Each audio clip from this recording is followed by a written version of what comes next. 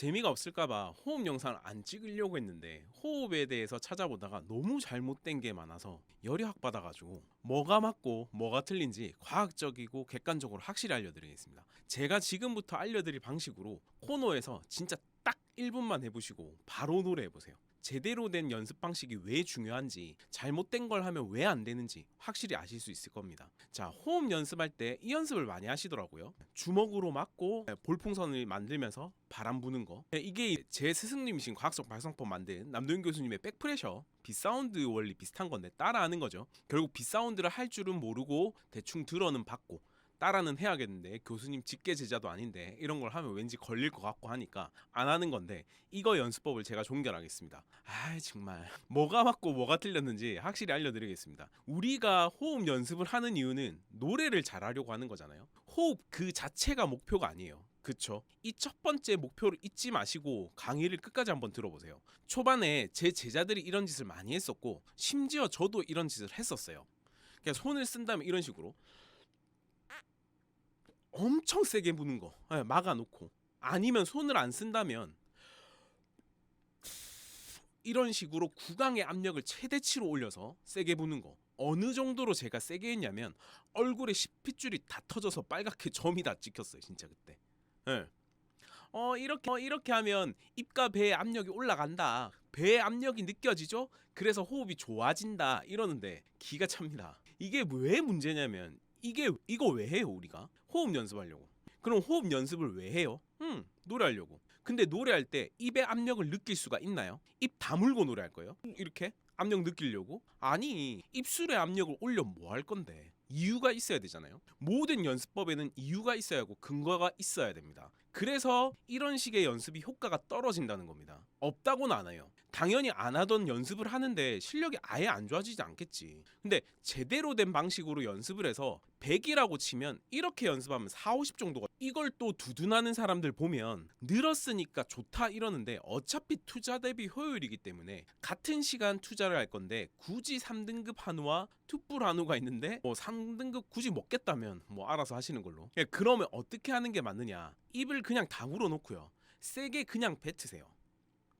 이렇게 하면 자연적으로 볼이 부풀어지면서 압력 형성이 됩니다. 근데 의도적으로 볼풍선을 하면 구강을 세게 막게 되더라 이러시는 분들이 많거든요. 그냥 바람이 지나가서 입은 자연스럽게 다물고 있다가 볼풍선이 만들어진 거예요. 근데 나는 못하겠다 그럼 볼풍선 만들어야 되죠. 이해가 되죠? 근데 이게 안 된다 하시면 그냥 차라리 손의 도움을 좀 받으세요. 적당히 손의 도움을 받으세요. 그냥 이렇게 했는데 잡소리가 들리시는 분들이 계십니다. 이게 어떤 분들이냐면 이런 거.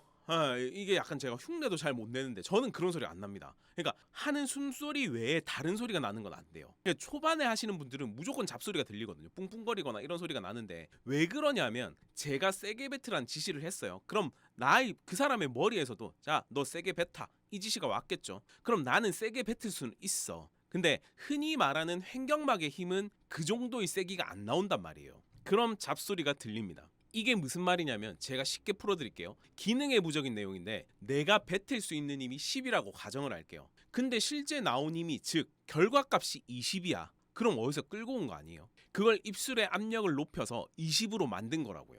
그럼 이걸 입술만 끌고 왔을까? 승모근의 힘까지 끌고 오고 승모근이랑 능형근이랑 합세하고 흉쇄 유돌근까지 끌고 와서 20을 만들었단 말이에요. 이게 외후두근의 개입이 있다는 거잖아요. 근데 외후두근의 개입을 없애야 된다며. 죄다 보컬 강의가 이런 거 아니에요? 목열기 강의는 특히 외후두근 개입이 있으면 안 되거든요. 근데 목열기 강의를 하면서 외후두근 개입을 주는 사람들이 천지야.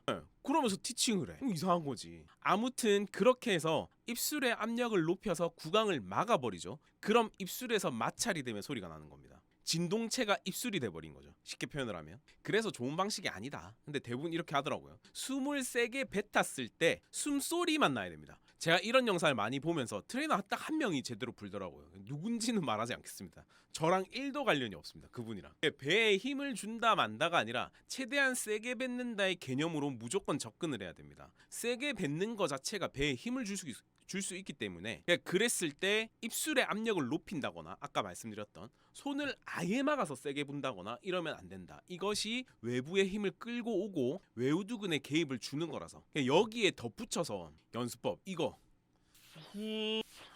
이거 왜 안 되는지 아시는 분 손. 예, 이거 왜 안 되는지 아시는 분 손. 자, 소리가 나온 게 압력이 유지가 된 건 맞아요. 약하지만. 근데 성문을 폐쇄를 해서 압력을 형성했잖아요. 성문 폐쇄를 해서 앞보자를 유지했잖아요. 이걸 다음번에 제가 세세하게 다룰 거라서 간단하게만 말씀드릴게요. 압력을 유지할 때, 즉 앞보자를 할 때 성대 개입을 최소화하느냐 마느냐입니다. 좀 무식하게 설명을 하면 배로 압력을 유지를 할래? 아니면 성대랑 같이 콜라보를 할래인데, 이게 콜라보를 하니까 뭐 좋은 뜻인 줄 아는데 결국 목을 쓴다는 얘기입니다. 이건 압력 유지만 느끼는 거라서 그렇게 티칭을 하는 거예요. 이해를 돕기 위해서. 이런 말도 안 되는 소리를 하면 안 된다, 트레이너라면. 다시 한번 들어보세요.